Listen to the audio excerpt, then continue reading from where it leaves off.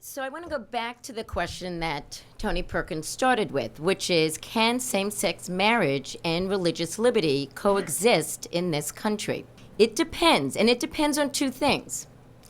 It depends on how one wants to have the conversation, and it depends why one is having the conversation.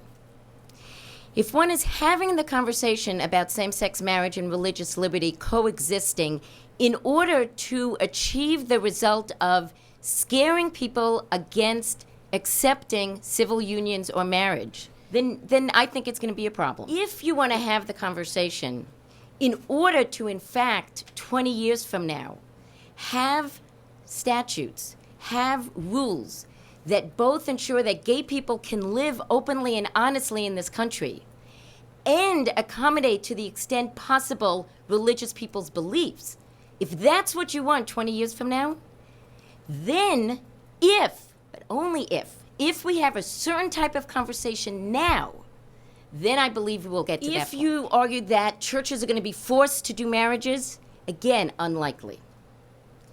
That doesn't mean that there are not cases of potential conflict. And I think Nathan was correct in terms of separating out between pure institutions, pure religious institutions like churches, and the parachurches, okay? The Methodist organization that had this outdoor like pavilion. Tons of people got married there, not Methodists. They rented it out. They made money out of this pavilion. And this lesbian couple who didn't even know that this pavilion was owned by a Methodist organization said, let's have our ceremony there. And then they're told, no, you can't because you're a lesbian couple. Some of them will say, wait a second, why can't I use that pavilion? And in fact, notice they didn't get to use the pavilion, right? What happened is you've got the tax-exempt piece withdrawn from just that pavilion.